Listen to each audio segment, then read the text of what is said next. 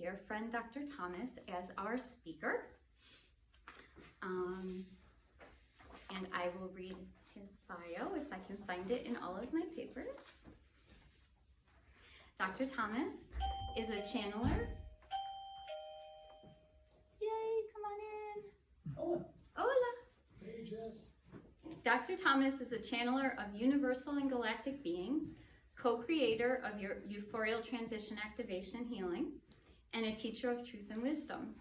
He is a certified Reiki master, IET advanced practitioner, unity field healing practitioner, and yoga instructor. And he bridges energy work and multidimensional guidance to support transformation and alignment. He's also one of my very dear friends, my brother from an ancient mother, and he's going to talk to us about healing-ish today. Thomas, I'm going to turn it over to you. It's good afternoon. Hi. How's everyone doing? Good. All right. So Deanna goes, "You want to do a talk?" I'm like, "Okay." She goes, "It's gonna be in healing." I'm like, "Okay." She goes, "You can't channel." Like, okay. Maybe a little bit. We will. Gosh, you told me no light language either. See, you talk to me and it comes out. A little bit's okay, I think. A little bit's okay. And I'm going to try my hardest to stay still. I don't stay still. I present all the time, but I never stay still. I want to do something first. Everyone close your eyes. Take a deep breath in. And sigh it out. Now you're going to do it again. And it's going to flow out again. And on the third time, you sigh it in, it's going to come up your lungs, up your spine. And I want to just hold it at your pineal gland, right at the top of your spine, the base of your skull for a second, before releasing it out. Just be.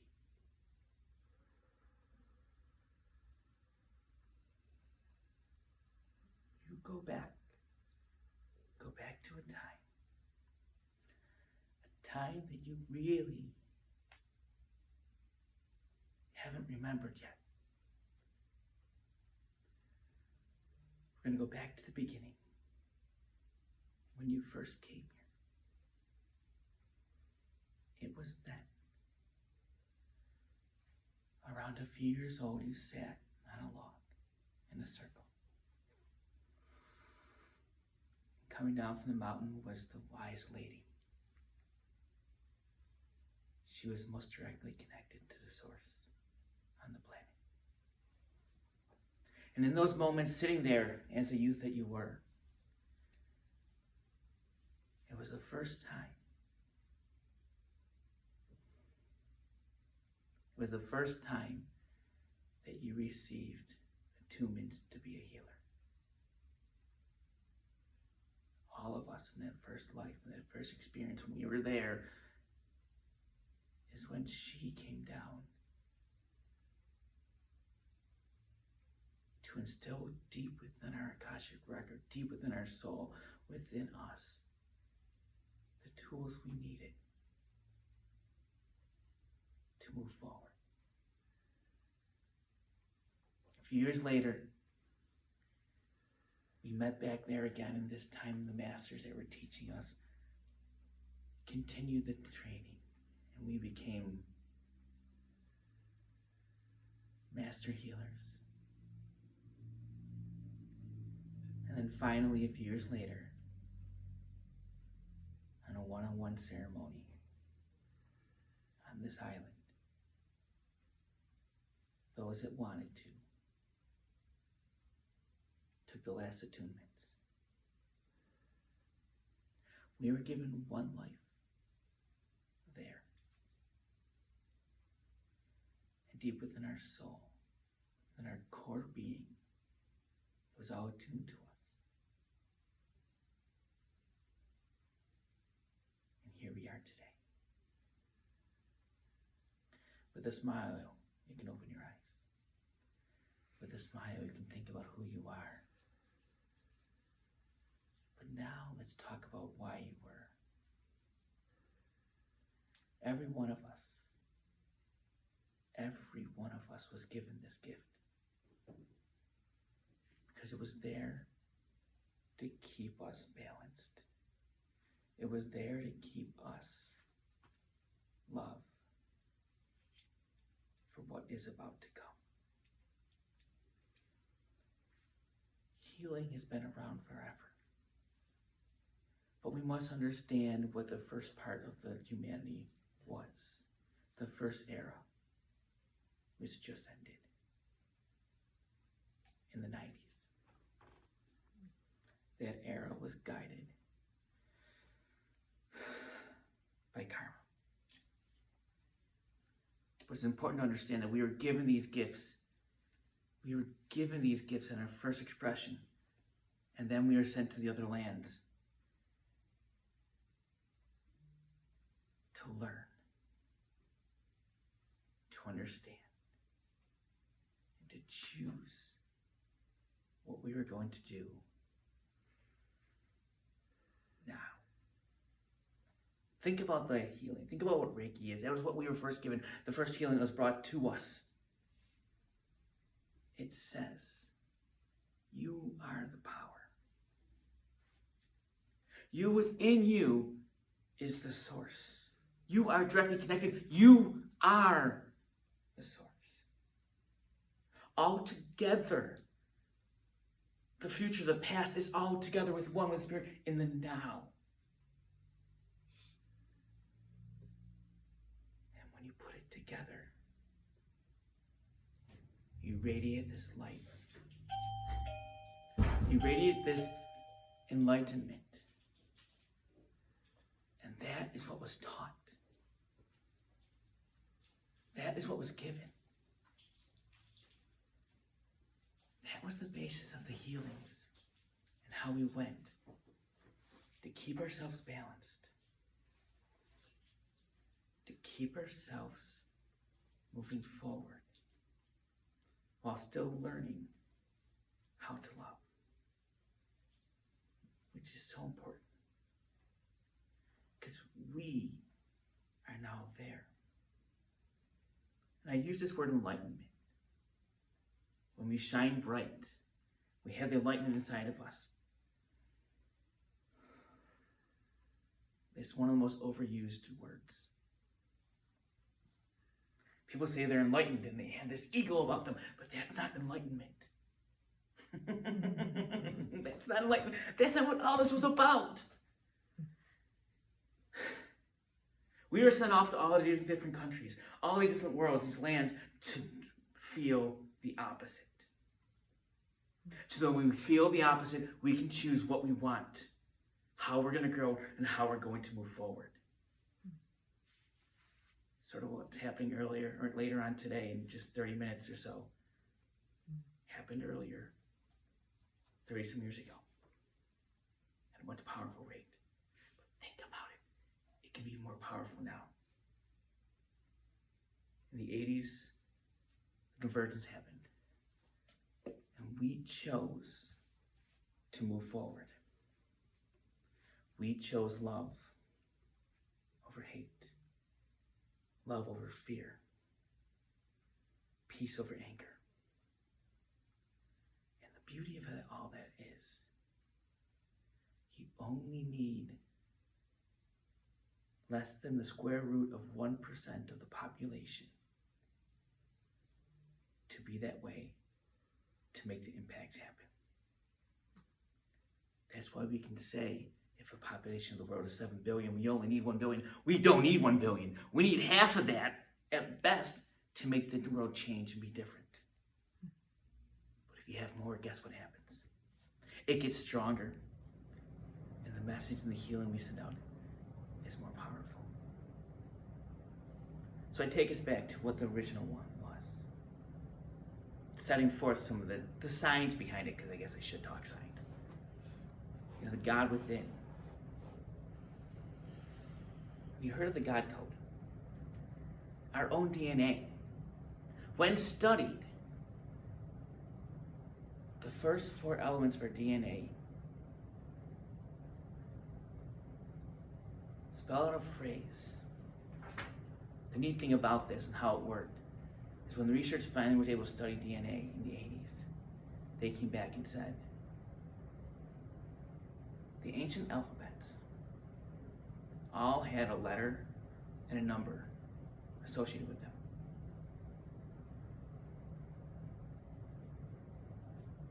The number corresponded directly to the periodic table, or the elements. And so when they looked at the DNA, they looked at the first 4 strands of all human DNA, a phrase came out. I told you, I almost got, I'm getting lower. Here we go. Lower and lower we go. A phrase came out. God eternal within the body. And that's what it translated to Hebrew. The other 2 languages, guess what it translated to also? God eternal within the body. Go back to our first healings. We have the power because we have God eternal within us. We are connected to Source. But what we forget about when it comes to all that, we always think about the past. What do? We think about the past. Oh my goodness, what I did, I could have changed this. Oh my goodness, now the future's coming up, I need to do that. What are we forgetting? We're forgetting the now. So the basis of our initial healing, we need to understand, we have the power. God is eternal within us. The science has proven that. But now we got to live in the now. And from that, we need to understand the enlightenment, which is key. Because enlightenment is not, oh, I am a spiritual person, can do it all. No, it's understanding that you are all that. That you are a master. But a master is peace at all times. A master is one that observes and acts no matter what with compassion. A master is one that has this light of love surrounding them.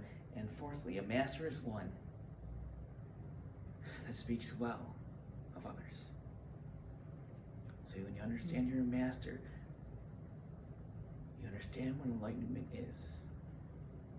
That you know this much of what the real truths are. And the goal is, as you walk through in this stage and in the healing, you now open up to the other truths that are there. And that is where we are. And that is why you see right now with healings such a diversity. Because what happened in the 80s is what's happening a little bit later on today. We had a convergence and we raised the energy of the whole earth. The proof of that is there. For decades, because we didn't have that much technology, for decades the Army used the same frequency to determine their communications. The convergence happened. Cryon exactly made a prediction. Said, guess what we're going to do? And next thing you know, that 7.2 frequency of the Earth moved up and moved up and moved up. Never done it before. All of a sudden, after this convergence happens, the Earth shifts. We're now closer to 12 on the frequency of the Earth. And they have one frequency. But that was not it. Crazier part was magnetic north. Cryon made the same prediction. Magnetic north is going to change as part of the shift that we're doing in humanity, part of where we're going to as this planet and as a species. Mid-90s, the air traffic controller says, we have a problem here. All of our runways are wrong. Why? Because they were all numbered according to magnetic north. And what shifted? Magnetic north. And so they all had to redo the runways because we were shifting. So what did that bring, though? Karma. People had give karma a bad rap. Karma is not the, haha, you do that, now this is going to happen to you. No. Karma seems that way because a lot of the lessons we want to learn and get rid of, we don't really want. Because our ego says no to them. So our ego says, no, stay this. I know what's going to happen. You might get hurt, but at least I know you're going to get hurt. Compared to if you go this way, I don't know what's going to happen. Could be wonderful, but I know what's going to happen here. Karma is just what pushed us in the direction of what our agendas were for this lifetime. We wanted this. Karma guided us that way. But when the conversions happened and the shifts happened, that era was gone. Now, our belief is more powerful. Now, the kids that were born after that, just to give you an idea of the vibrational shifts. their vibration when they're conceived and brought into this world are double what the people that were born before that shift were. So that means us born before 87, 88, 99, we had to work twice as hard to get to where they came in as in our vibration. Because we also had the old energy, the old stuff with us that we have to release if we choose. Because now we are in the era of co-creation. We are what I'll say is the karma. We say, this is what we want, we push it forward, and then they bring it around us. It's a different way of it happening. So how does it come into healing? In the shifts that we have? Well, what has happened in the past couple decades? The modalities of healing have exploded. People do healing a whole lot of different ways. New ones are coming out like this and like that and like this. You can have music. You can have writing. You can have meditation. You can have Reiki. You can have other things. And the two big ones that come out that are really critical to the transition period are integrated energy therapy and unity field healing. Why? Because what the one does, it takes, as Sheila would say, issues in the tissues come out. What it isn't, it heals this life. Karma is balancing your energy. Reiki is balancing your energy. Bringing you to the understanding of who you are, what you can do, how you can become enlightened, which is by learning from what the truths are around you. Dropping the ego so you can understand that it's not always what you know, but it's what you're going to learn that you need. IET helped clear out the karma that's been left. Replacing it with that joy, those traits, those things that you need to then help you move forward and activate your 24th chromosomes and your full DNA. Yes, I said there were 24 chromosomes. I know, 23andMe says 23 chromosomes. But when you use magnetic fields to look at the body and the DNA and the chromosomes, there's actually a 24th field that shows up. But they don't know how to explain it, so guess what? They don't tell us about it. It's like, there's no life outside of the planet because we can't find it anywhere. We can only look a little bit outside the planet, and the universe is much bigger. It's like if you take a drop of water from a little spot of the ocean. Oh, look, there's no fish, so there must be no fish in the ocean. That's the logic. If we can't explain it, we don't talk about it. But it's there. That is actually your spiritual DNA. That is what activates oneself to cleanse not just yourself, but the ancestral DNA. And connect yourself higher with who you are to help you become that you're supposed to be. Because when you activate that DNA,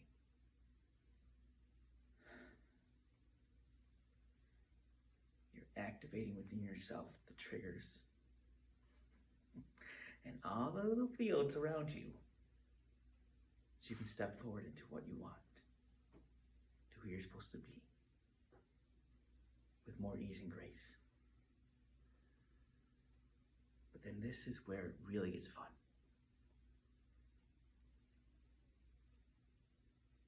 It doesn't matter how you do it. Here is the real key of the time we're in, what healing really is about.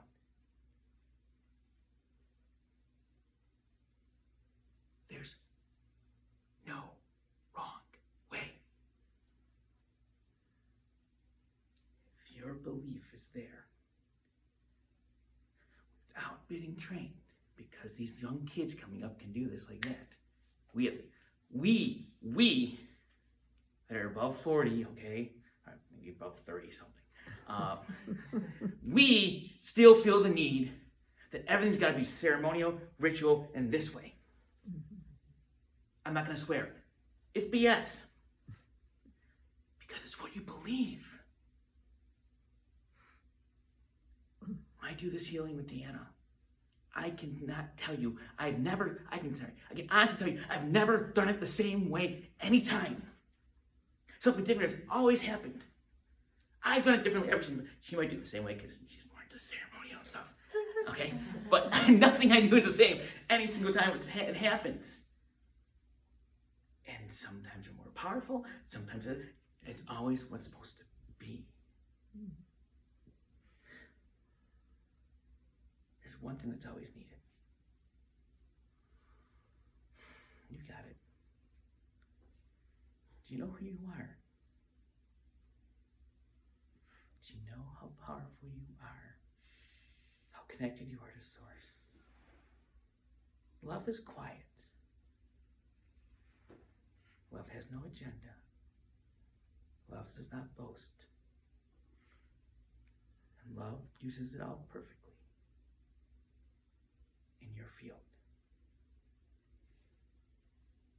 You don't even have to put your hands out like this, but you can because it does make you feel better. I trust me, it does. But you can literally lay in the ground and just think it. In the powerful healing waves, if it comes from the love that you've now connected and found, will do what it's supposed to do. You don't have to be over the person and moving your hands.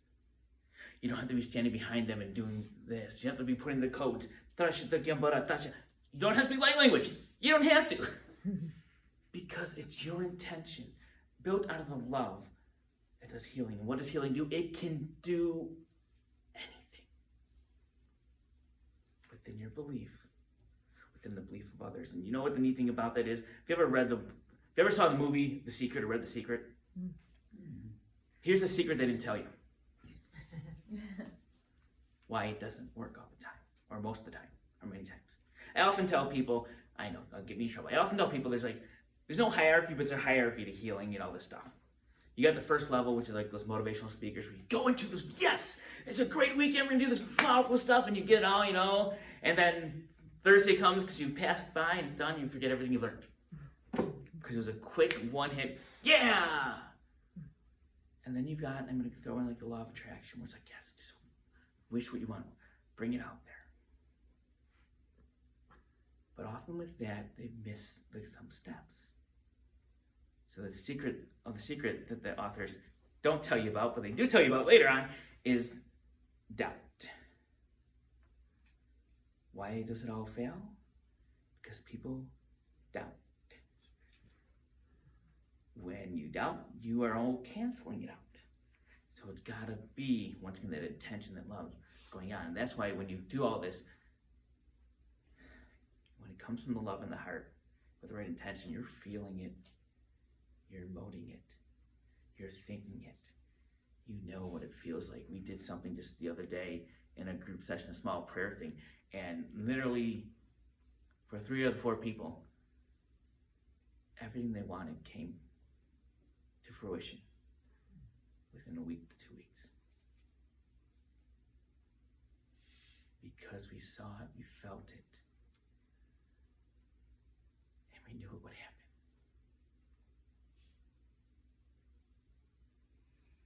That's what healing is. Wherever you need healing, you can do it to yourself, and you give it to others. With a hug, with a smile. You can touch them whatever you need. But every way is right. And when you open up to all the different forms that are there, it can be so powerful. And what are we going to? A new way of healing. It's the old way that we've lost.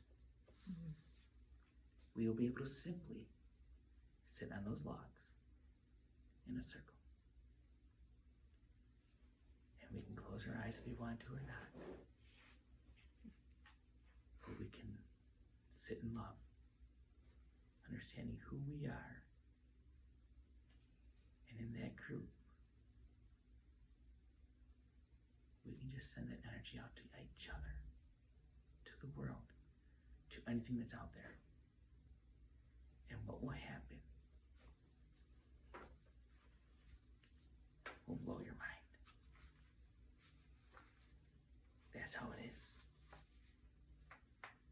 That's how we will be. And that's where I'll end. So love to you all. I smile. Smile because it is a good thing to do. People don't realize smiling actually is one of the best healing things you can do. On the top of healing, smiling is one of the most healing things you can do for yourself. If you're in a bad mood, smile, even for 15 seconds. You know what it's going to do? It releases the chemicals in your body. It makes you feel better. So, with that, thank you for indulging me. I didn't channel that much. So, I'm stepping away. 5. Over here.